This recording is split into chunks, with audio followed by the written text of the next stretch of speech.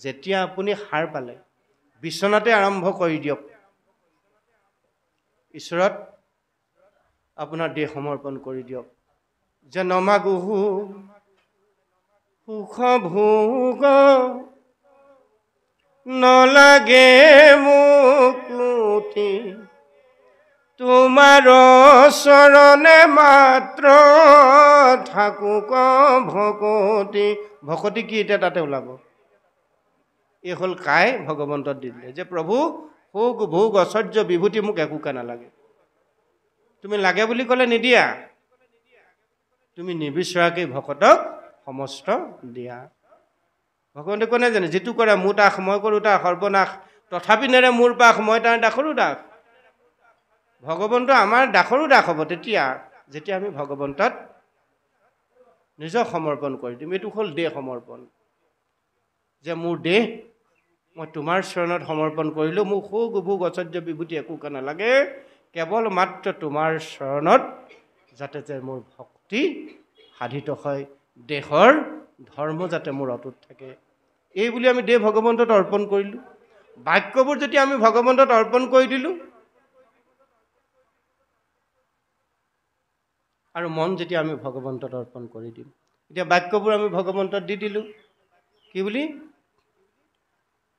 মুখে লৈব নাম প্ৰভু কৰ্ণে তব কথা হৃদয়ত পাদ পদ্ম থাকো সৰ্বথা একোকে নালাগে মই মুখেৰে যাতে তোমাৰ নাম সৰ্বক্ষণে লৈ থাকিব পাৰোঁ এইখন মুখেৰে যাতে কাৰো অন্তৰত আঘাত দিয়ে এটা শব্দ মই কেতিয়াও উলিয়াব লগা নহয় প্ৰভু এইকণ কৰোণা তুমি মোক কৰা আৰু কাণেৰে যাতে সৰ্বক্ষণে মই তোমাৰ গুঞ্জখত নিমজ্জিত হৈ থাকিব পাৰোঁ কাণেৰে যাতে তোমাৰ গুঞ্জখে মই শ্ৰৱণ কৰিব পাৰোঁ কাণেৰে যাতে জগত কল্যাণকামী কথা বতৰাবিলাকে মই ল'ব পাৰোঁ আৰু হৃদয় কমলত তুমি মোৰ পাদপদ্ম যাতে তোমাৰ পাদপদ্ম মই হৃদয় কমলত ধাৰণ কৰি ৰাখিব পাৰোঁ এইকণ কৰোণা প্ৰভু তুমি মোক কৰা সেই অৰ্থত মই তোমাৰ চৰণত মোৰ বাক্যবোৰ সমৰ্পণ কৰি দিলোঁ কাৰো অন্তৰাত্মাত আঘাত লগা এটা বাক্য যাতে কস্মিনকালে মই এইখন মুখেৰে ক'ব লগা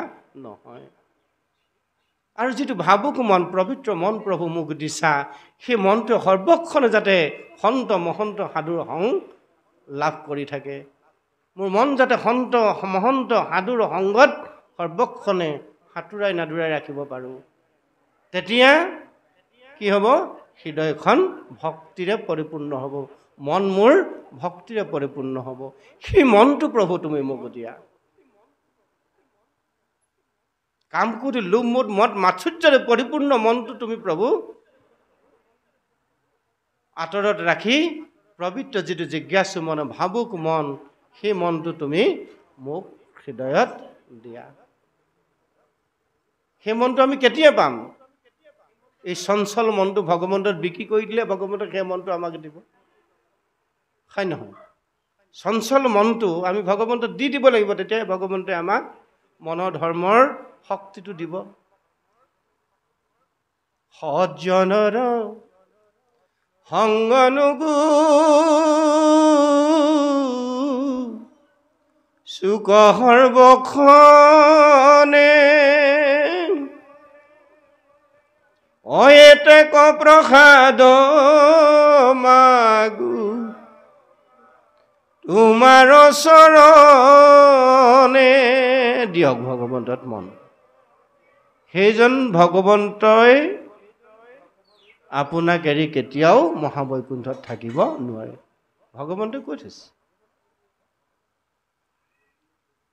সেইজন ভক্তক এৰি মই খন্তে সময়ো থাকিব নোৱাৰো উদ্ধৱ যিটোজনে অহনিশে মনেৰে মোৰ গুঞ্জখ বিচাৰি ফুৰে সন্তৰ ভকতৰ সং যিজনে মোৰ মনেৰে অৰ্বক্ষণে বিচাৰে সেইজনক এৰি মই কেতিয়াও থাকিব নোৱাৰোঁ দেৱৰ্ষি নাৰদক কৈ থৈছে তাহানিতেই নাহং তিষ্ঠামি বৈকুণ্ঠে যোগিনা হৃদয় নস্য মদ ভক্তা যত্ৰ গায়ন্তী তত তিষ্ঠামি নাৰদ নাৰদ বিষ্ণু আচন্ত কৈ বৈকুণ্ঠত মই নাথাকোঁৰৈ যোগীৰো হীৰাৰি সমুদায় থাকোঁ ভকতৰ কীৰ্তন চাই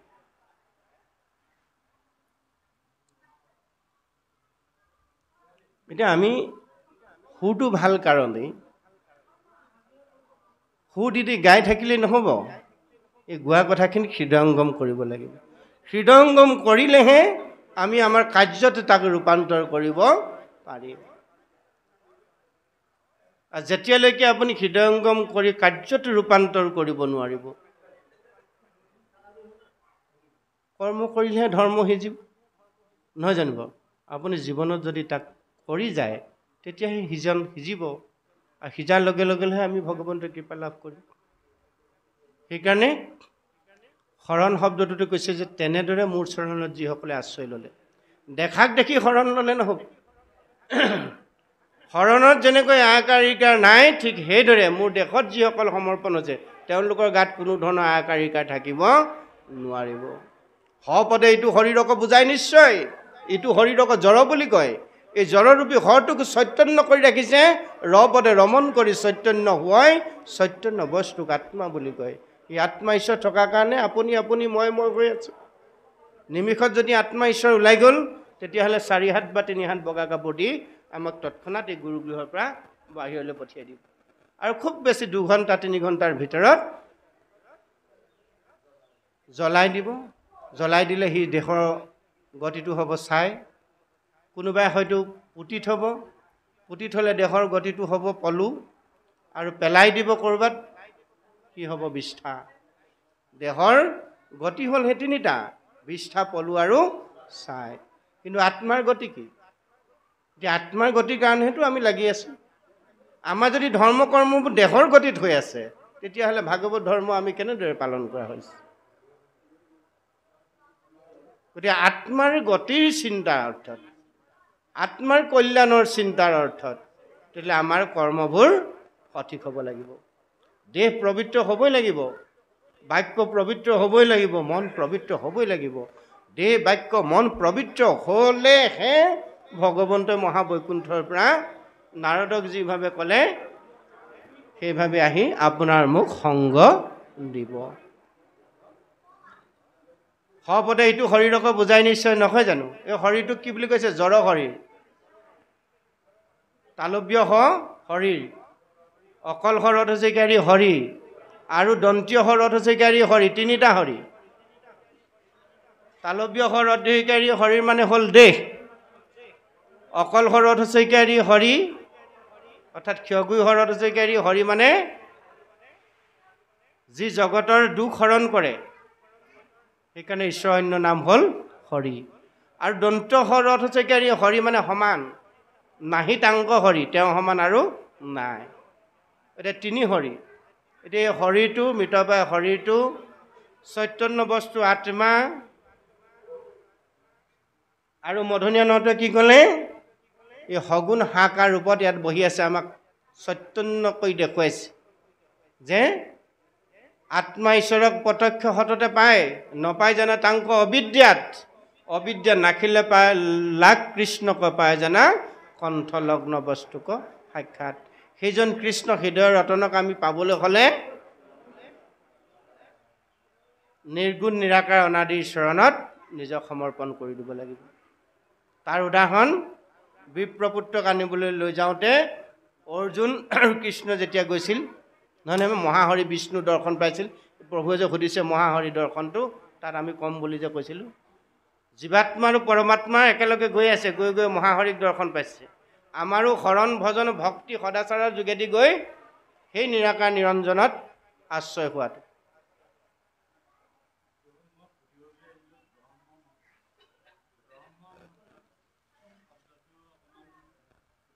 মই বিশেষ শব্দৰ অৰ্থবোৰ নাজানো মই ফোনে কৈছোঁ আপোনালোকক যে মই ঢেৰ কাহিনীবোৰ বৰকৈ নাজানো কিন্তু মই মূল কথা যিকেইটা জানো সেইকেইটাহে আৰু ভাগৱতৰ এতিয়া ব্ৰহ্মমূত্ৰৰ কথা কৈছে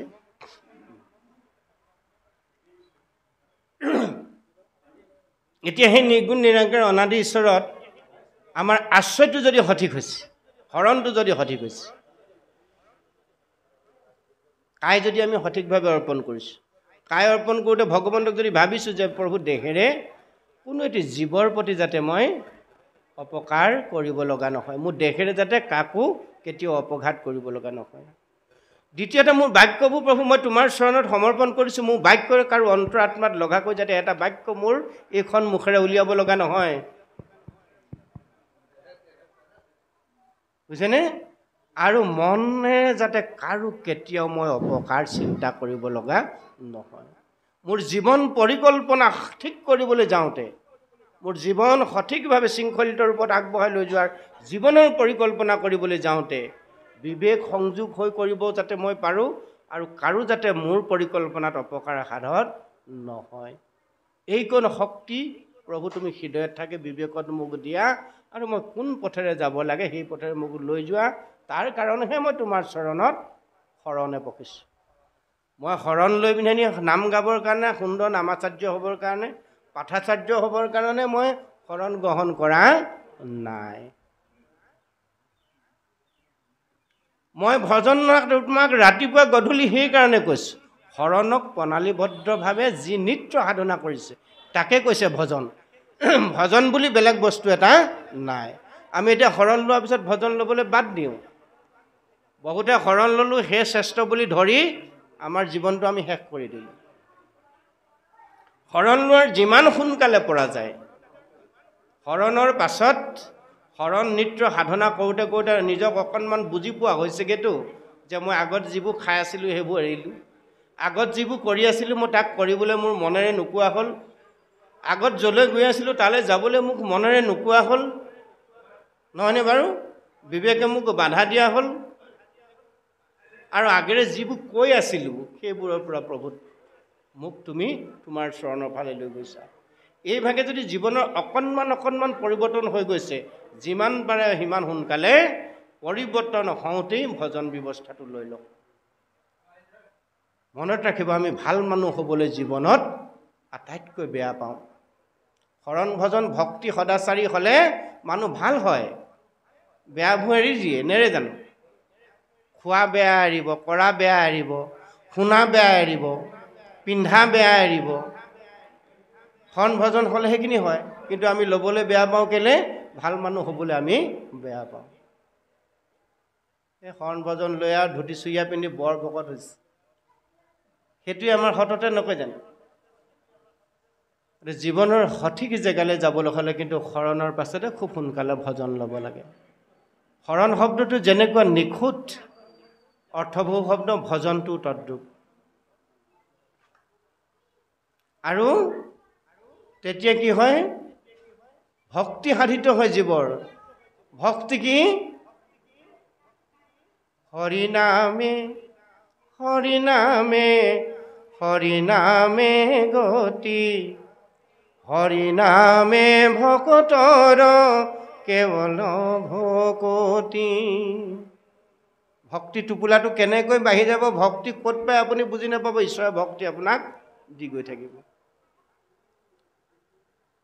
যাৰ ভক্তি হ'ল বুলি জানিব, ভগৱন্তৰ কথাত তেওঁ দেহ মন ৰোমাঞ্চিত হ'ব, কৃষ্ণ কথাত তেওঁ আত্মবিভোৰ হৈ যাব, আৰু এইদৰে কৃষ্ণ ভক্তি সাধন হওঁতে হওঁতে জীৱ ভকত হৈ যাব। কালগ্ৰাহৰ পৰা তেওঁ হাত সাৰি কৃষ্ণ গাহে তেওঁ ধৰিব, আৰু কৃষ্ণ গাহে যাক এবাৰ ধৰিলে তেওঁ কেতিয়াও বিপথগামী হ'ব নালাগে। গতিকে কৃষ্ণ গাহে ধৰিবৰ কাৰণে কৃষ্ণৰ ওচৰলৈ যোৱাৰ ব্যৱস্থালৈ আমি যাবগৈ লাগিব। কৃষ্ণৰ চৰণত যেতিয়া আপুনি দি দিলে দেহটো আপোনাৰ সঠিক কৰি ৰাখিবৰ কাৰণে ঈশ্বৰ কৃষ্ণই দেহৰ ধৰ্ম পালন কৰিবলৈ আপোনাক তিনিটা বস্তু দি দিব। দেহটো আপুনি ভগৱন্তক দিয়াৰ লগে লগে দেহটো ধৰ্ম ৰক্ষা কৰিবৰ কাৰণে ভগৱন্তই আমাক তিনিটা বস্তু দিব, যদি সঠিককৈ আপুনি ভগৱন্তৰ দেহটো দিছে। দেহৰ ধৰ্ম কি? ত্ৰাণ দান ৰক্ষণ। এই তিনিটা আপুনি মই পালন কৰিবলৈ ভগৱন্তই দিব। আপুনি আনক ত্ৰাণ কৰিব লাগিব, আপুনি দান কৰিব লাগিব, ন্যায় উপাৰ্জিত বৃত্ত শুদ্ধ আতিশয় সেই শুদ্ধ বৃত্ত ঈশ্বৰ কৰ্পিব লাগে নিজৰ লগতে আনৰ। আৰু আপোনাৰ ওচৰত কোনোবা আশ্ৰিত হৈছে তেওঁক আপুনি ৰক্ষা কৰাটো দেহৰ ধৰ্ম। বাক্য দি দিলোঁ আমি ভগৱন্তৰ, বাক্যৰ ৰক্ষাৰ নিমিত্তে ভগৱন্তই তিনিটা বস্তু আমাক দি দিলে। বাক্য ধৰ্ম আপুনি মই সদায় পালন কৰিব লাগিব, সত্য প্ৰিয় আৰু হিত। আপোনাৰ এইখন মুখেৰে সদা সৰ্বদা সত্য বাক্য ওলাব লাগিব, আৰু যিবোৰ বাক্য ওলাব সেইবোৰ প্ৰিয় বাক্য হ'ব লাগিব, অপ্ৰিয় বাক্য আপুনি বলিব নোৱাৰিব। আমি যে অলপ আগতে ক'লোঁ, তেখেত আহিলে মই নোৱাৰিম আপোনাৰ নামলৈ যাব, তেখেতক আমুক সমাজে এৰি থৈছে, আমুক প্ৰাথমিকৰ লগত তেখেতৰ কোনো যোগাযোগ নাই, গতিকে তেখেত আহিলে আমি যাব নোৱাৰিম। হ'ব নেকি? নহ'ব। ভাগৱত ধৰ্ম পালন কৰিছোঁ, আপুনি বোকাত নামিছে, আপোনাৰ গাত বোকা লাগিব। মই বোকাত নমা নাই, মোক আপুনি বোকা লগাব নোৱাৰে। আপুনি পানীত নামিছে, পানীত তিতিব আপুনি, হয় নহয়? আমি সঁচা, সেইটো বেলেগ বস্তু, সেইটো বেলেগ। আপুনি মই যেতিয়া ধৰ্ম কৰ্ম বোকা ছটিওৱা কৰি আছোঁ, এই ধৰ্ম কৰ্মখিনিৰ পৰা আমি অলপ আঁতৰি আহিব লাগিব। আমি সঠিক জেগালৈ গৈছোঁ, কৃষ্ণস্তু ভগৱান স্বয়ং, কৃষ্ণই আমাৰ একমাত্ৰ উপাস্য তত্ত্ব। আমি কৃষ্ণক ধাৰণ কৰিলোঁ, কৃষ্ণক হৃদয়ত ধাৰণ কৰাৰ পিছত আমি আনৰ যদি দুখ উকৰি থাকোঁ, হ'ব নেকি? আনৰ আগবাঢ়ি যোৱাটো যদি আমি সহ্য কৰিব নোৱাৰোঁ, হ'ব নেকি? নহ'ব। যদি কোনোবা এজন আমাৰ গাঁৱৰে আগবাঢ়ি গৈছে, তেওঁক আৰু অকণমান আগবঢ়াই কেনেকৈ দিব পৰা যায়, এই চিন্তাটো আমাৰ হৃদয়ত প্ৰতি মুহূৰ্ততে থাকিব লাগিব। তেওঁৰ যোগেদি আৰু দুজনক কেনেকৈ আমি আগবঢ়াই লৈ যাব পাৰোঁ, তেতিয়াই আমাৰ সমাজখন আগবাঢ়ি গৈ থাকিব। আমি কেৱল মাত্ৰ মুষ্টিমীয় কেইজনমান মানুহ আগবাঢ়ি গ'লে আমাৰ গাঁওখন আগবাঢ়ি যোৱা হ'ব নেকি? নহ'ব। ইজনে সিজনে হাতত হাত ধৰি, যিজনে আমি ৰাতিপুৱাৰ পৰা গধূলিলৈকে একেলগে খেলা ধূলা কৰি ডাঙৰ হৈছোঁ, একেখন ফিল্ডতে, একেখন পথাৰতে খেতি বাতি কৰি একেখিনি খাদ্যকে খাই, নহয়নে বাৰু? আমি ইজনে সিজনৰ লগত সুহৃদয়তা, আন্তৰিকতা, সাম্য মৈত্ৰী ভাৱ, এইটো যিটো ভাগৱতে আমাক ক'লে, জ্যেষ্ঠজনৰ প্ৰতি শ্ৰদ্ধা ভক্তিভাৱেৰে আমি গাঁওখন সুন্দৰভাৱে আগবঢ়াই লৈ যাবৰ কাৰণে যত্ন কৰিছোঁ। তাৰ মাজত যদি আমি ক'ৰবাত আমাৰ বেৰা আহিছে, এইখিনি কিন্তু আমি দূৰতে বিদূৰ কৰিব লাগিব। বাকী আমাৰ সকলোতে ঠিক আছে। আমি ধৰ্ম কৰিবলৈ যেতিয়া যাওঁ, ধৰ্মৰ গণ্ডিৰ মাজলৈ যেতিয়া সোমাই যাওঁ, তাতে আমাৰ খেলি মেলিটো আৰম্ভ হৈ যায়। আমি পুনৰ কৈছোঁ, ভাগৱতেতো আমাক ক'তো কোৱা নাই, কৈছে নেকি? শৰাই কেইখন সজাবা, কেনেকৈ ধৰ্ম কৰিবা, কেনেকৈ কি কৰিবা, এইখিনি আমাক কৈছে জানো? আমি এতিয়া তাতে আমাৰ মাজত খেলি মেলিটো আমি লগাই ল'লোঁ।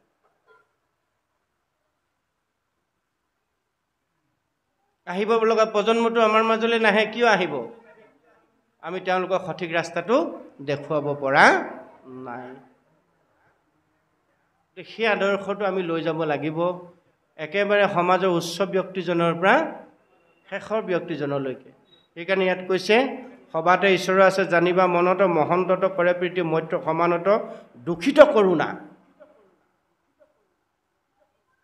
ক্ষমা কৰে বিপক্ষত, জানিবা সিজন মধ্যম ভকত। দুখী দৈত্যৰ প্ৰতি কৰোণা ভাৱ আমাৰ হৃদয়ত থাকিব লাগিব। তেওঁ আমাৰ সমাজৰ নহয়, গতিকে তেওঁক আমি সহায় নকৰোঁ, এই ভাৱটো থাকিলে নহ'ব। আৰু বিপক্ষজনক আপোনাৰ প্ৰতি কিবা এটা শত্ৰুতাও আচৰণ কৰিছে, আপোনাৰ হোৱাটো তেওঁ সহ্য কৰিব পৰা নাই, তেওঁকো আপুনি ক্ষমা দৃষ্টি চাব লাগে। এদিন অন্তত তেওঁ আপোনাৰ আদৰ্শৰে অনুপ্ৰাণিত হ'ব, আপোনাৰ লগত একাত্ম হৈ যাব। আপুনি যদি সদায় বেয়া বেয়া বেয়া বেয়া বুলি তেওঁক আঁতৰত ৰাখিব খোজে, সেই বেয়াৰ পৰা ভাললৈ কোনোদিন নাহিব। সেই মানসিকতাৰে মন আমি প্ৰস্তুত কৰিবলৈ, প্ৰথম কথা, মন যদি তেনে মানসিকতাই গঢ় দিব পাৰোঁ, সেই চিন্তাৰে যদি আমি সমাজত, সেই চিন্তাৰে যদি আধ্যাত্মিক জগতখনত, সেই চিন্তাৰে যদি সামাজিক জগতখনক, সেই চিন্তাৰে যদি বৌদ্ধিক জগতখনত আমি আগবঢ়াই লৈ যাবৰ কাৰণে যত্ন কৰোঁ, বেলেগকৈ আপুনি আৰু ভকতি কৰিব নালাগে। শৰণ ভজনৰ মাজতে ভকতি সোমাই আছে। শৰণ ভজনৰ মাজতে লুকাই আশ্ৰয় ভকতি, গীতাত কৈছে শেষত অষ্টাদশ অধ্যায়ত।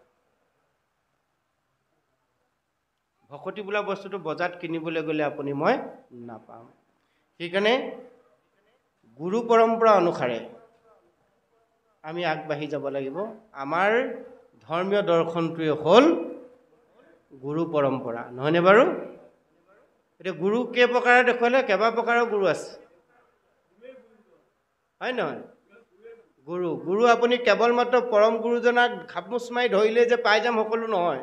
পৰম গুৰুজনাৰ ওচৰলৈকে যাব পৰা ব্যৱস্থাটো যাৰ যোগেদি আমি পালোঁ।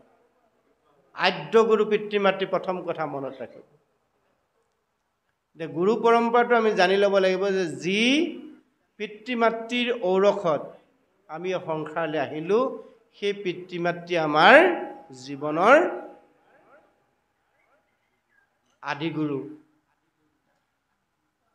যাৰ কৃপাৰ পৰশত আহিলোঁ।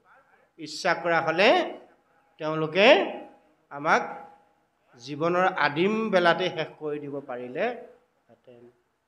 যাৰ কৃপা বৰষত আমি মনুষ্য জন্ম ভাৰতবৰ্ষত কলিযুগত লাভ কৰিলোঁ, সেই আদ্যগুৰু পিতৃ মাতৃক যি পুত্ৰ কন্যাই জীৱনত অৱহেলা কৰিলে, তেওঁ সাক্ষাৎ বৈকুণ্ঠপতি নিজ গুৰু পৰমাত্মাৰ পৰিচয় লাভ কৰি বৈকুণ্ঠপতিকো যদি সাক্ষাৎ পালে, তেওঁৰ পৰা তেওঁ জীৱনৰ একো সম্পদ ল'ব নোৱাৰে। সেইকাৰণে জীৱিত কালত পিতৃক মাতৃক ভাবিবা নাৰায়ণ বুলি, এ দেহাতে জিলে প্ৰীতিক মাতৃক ভজিবা মুকুন্দ বুলি।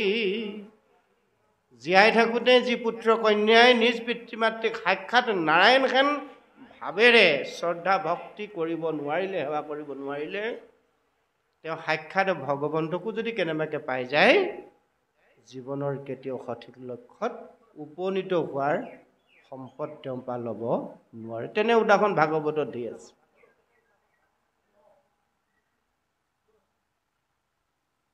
বসুদেৱ দেৱকীয়ে কোৱা নাই জানো, কি বিচাৰিব লাগিছিলে আমি কি বিচাৰি পালোঁ, নহয়নে বাৰু? প্ৰত্যেকজনে। সেইকাৰণে আদ্যগুৰু পিতৃ মাতৃ নৰ সমস্তৰ, তাক নুপুজিলে হয় বিঘিনি বিস্তৰ। আমাৰ এই অসম মুলুকত ইমান মহাপুৰুষসকল থকাৰ পিছত, ইমান সুন্দৰ দৰ্শন আমাক দি থৈ যোৱাৰ পিছত, আমি আমাৰ সমাজৰে পিতৃ মাতৃসকলক আমাৰে ল'ৰা ছোৱালীয়ে বৃদ্ধাশ্ৰমত এবছৰ দুবছৰ ছমাহ জীৱনৰ সেৱা শুশ্ৰূষা কৰিবলৈ পোৱাৰ কাৰণে বৃদ্ধাশ্ৰমত থৈ আহিছে। ইয়াতকৈ দুখৰ কথা কিবা হ'ব পাৰে? যি পিতৃ মাতৃয়ে 9 মাহ 10 দিন, যিগৰাকী মাতৃয়ে গৰ্ভত ৰাখি ৰাতিকে দিন কৰি গৰ্ভাশয়ে জ্বালা যন্ত্ৰণা সহ্য কৰি যি পুত্ৰ সন্তানক ভূমিষ্ঠ কৰাই গাত এটি আঁচোৰ নপৰাকৈ উজাগৰে বিনিদ্ৰ ৰজনী কটাই পিতৃ মাতৃয়ে মানুহ কৰি দিলে, আৰু সেই পিতৃ মাতৃক আমি 6 মাহ 2 বছৰ এবছৰ লালন পালন কৰিবলৈ পাই যদি ক'ৰবাত গৈ এৰি থৈ আহোঁ, তেনেকুৱা উদাহৰণ বহুত আছে অসমত। ষ্টেচনত ফুটপাথত এৰি থৈ অহা নাই জানো, টাউন দেখুৱাবলৈ নিওঁ বুলি। ভাল শিক্ষিত কৰি তোলাৰ পিছত বিদেশত গৈ বিদেশী মেমৰ লগত বৈবাহিক জীৱন যাপন কৰাৰ পিছত ইয়াত বৃদ্ধ পিতৃ মাতৃ কেনেদৰে আছে, কেনেদৰে খাইছে চাবলৈ অকণমান সময় নাই। এইটো কালি পৰহি কথা। গুৱাহাটীত মাতৃ মৰি মাংস উৱলি গৈ তেওঁ নৰকংকাল ওলাই গ'লগৈ, গন্ধ এটা বন্ধ কোঠালিত। তেনেকুৱা পুত্ৰ সন্তান আমি জন্ম দি কি লাভ আছে জানো? বছৰেকত এটা দিন আহি পিতৃ মাতৃ মুখ দৰ্শন কৰিবলৈ যি পুত্ৰ কন্যাৰ সময় নাই, তেনেকুৱা শিক্ষিত পুত্ৰ কন্যা আমি জন্ম দি কি লাভ আছে? গতিকে সেইকাৰণে যে উঠি অহা যুৱ প্ৰজন্মটোক আমাক লাগে ভাগৱত দৰ্শনে কি বুজাব খুজিছে, এই কথাখিনি সিহঁতৰ জীৱনৰ কাৰণে কিমান প্ৰয়োজন। দ্বিতীয় গুৰু হ'ল শিক্ষাগুৰু। পিতৃ মাতৃয়ে যিখিনি শিক্ষাৰে শিক্ষিত কৰিলে তাৰ যোগেদি পঢ়াশালীলৈ আমাক পঠিয়াই দিলে। পঢ়াশালীত আমি যিসকল গুৰুৰ পৰা শিক্ষা লাভ কৰিলোঁ, যিসকল গুৰুৱে জীৱন শিক্ষা আমাক প্ৰদান কৰিলে, নহয়নে বাৰু? সেই আজিকালি শিক্ষাবোৰ কি বৃত্তিমুখী শিক্ষাহে। সেই শিক্ষাই কোনোবাই চাকৰিমুখী হ'ল, চাকৰি পালে, চাকৰি কৰি ধন টকা পইচা উপাৰ্জন কৰি বিষয়ভোগত ভোগবাদ আৰু বস্তুবাদৰ পাছে আসক্তি হ'ল। পাছত সেই তেনেকুৱা পিতৃ মাতৃয়ে, তেনেকুৱা সতি সন্তানে নিজৰ পিতৃ মাতৃক গৈ লাষ্টত বৃদ্ধাশ্ৰমত থৈ আহে। আধ্যাত্মিকভাৱে নৈতিকভাৱে যি ল'ৰা ছোৱালীক আমি প্ৰকৃত শিক্ষাৰে শিক্ষিত কৰিব পাৰিলোঁ, সেই শিক্ষাটো আমি ক'ত পাম? তৃতীয় গুৰুৰ ওচৰলৈ যাব লাগিব। সেই হ'ল দীক্ষাগুৰু। দীক্ষাই গুৰুৱে আমাক নৈতিক আৰু আধ্যাত্মিক শিক্ষা দিব। নৈতিক আধ্যাত্মিক শিক্ষাৰে আমাক শৰণ ভজন ভক্তি সদাচাৰ দিলে, যে জীৱনটো সদায় সদাচাৰী কৰিবা। উপায় ৰাতিপুৱা সোনকালে উঠিবা, পিতৃ মাতৃৰ চৰণত সেৱাভাগ ধৰিবা। যদি পিতৃ মাতৃ নাই, জ্যেষ্ঠজন আছে যদি জ্যেষ্ঠজনৰ চৰণত সেৱাভাগ ধৰিবা। নহ'লে গুৰু গৃহত গৈ এই মন্ত্ৰৰ সৈতে ভগৱন্তক নিজক সমৰ্পণ কৰিবা। এইখিনি দীক্ষাগুৰুৰ যোগেদি পালোঁ। আৰু সেই দীক্ষাগুৰু ক'ৰ পৰা আমাক ল'লে? দীক্ষাগুৰু আমাক পৰম গুৰু পৰিচয়টো দিলে। দিলেনে নাই? পৰম গুৰু গুণ, গুৰুৰো গুৰু পৰম গুৰু হ'ল শ্ৰীমন্ত শংকৰ। আধ্যাত্মিক জ্ঞানে তুমি নিজক সজাবলৈ হ'লে এই পৰম গুৰু কথাখিনি তুমি চাব লাগিব। পৰম গুৰু কথাখিনি ক'ত পাবা? কীৰ্তন দশম ঘোষা ৰত্নাৱলী, গীতা আৰু ভাগৱতত। পৰম গুৰু আশ্ৰয়লৈ যেতিয়া আমি গুচি গ'লোঁ, কীৰ্তন দশম ঘোষা ৰত্নাৱলী, গীতা ভাগৱত আমাৰ মানৱ জীৱনৰ জীৱনদায়িনী গ্ৰন্থ হিচাপে যদি আমি তাকে ল'লোঁ, জীৱনৰ মূল মন্ত্ৰ হিচাপে যদি আমি তাকে ল'লোঁ, তাক যদি আমি জীৱনৰ অলংকাৰ হিচাপে ধাৰণ কৰিব পাৰিলোঁ লৈ, তেতিয়াহ'লে পৰম গুৰুজনে দিয়া পথেৰে আমি আমাৰ জীৱন লৈ যাব পাৰিলোঁ। আৰু পৰম গুৰুজনাৰ ৰাস্তাত যেতিয়া আমি গতি কৰিলোঁ, তেতিয়া আপুনি মই নিজে নিজে নিজ গুৰু পৰিচয় পাম। নিজ গুৰু কোন? পৰম গুৰু পৰিচয় পোৱাৰ পিছত নিজ গুৰু হ'ল নিজৰ গুৰু পিতৃ কৃষ্ণ। সেই কৃষ্ণক আমি হৃদয়তে দৰ্শন নালাগে দূৰক যাইবে, আশা হৰি সবাৰো ইয়াত। এইটো হ'ল ৰাজমাৰ্গ। এই মাৰ্গে যাব লাগিব। আৰু তেনেদৰে যদি প্ৰতিজন গুৰুৰ কথা আমি আখৰে আখৰে পালন কৰি যাওঁ, কোনটো ল'ৰাৰ কোনজনী ছোৱালীৰ জীৱনত বিজুতি ঘটিব পাৰে। সেইকাৰণে ভাগৱত দৰ্শনটোৱেই হ'ল সেইটো। ই কেৱল মাত্ৰ মাহ প্ৰসাদ খোৱা শাস্ত্ৰ নহয়, এইকেইখন শাস্ত্ৰক দৰ্শন শাস্ত্ৰ বুলি কৈছে। ইয়াত দাৰ্শনিক তত্ত্ব সংযোগ হৈ আছে। ইয়াৰ পৰা আমি বুটলি ল'ব লাগিব। আৰু ইয়াৰ পৰা বুটলি ল'বলৈ হ'লে সাগৰত যেনেকৈ দুখন জাহাজ চলে, এখন ওপৰে ওপৰে যায়, এখন তলে তলে যায়, তলে তলে যোৱাখনক ছাবমেৰিন বুলি কৈছে।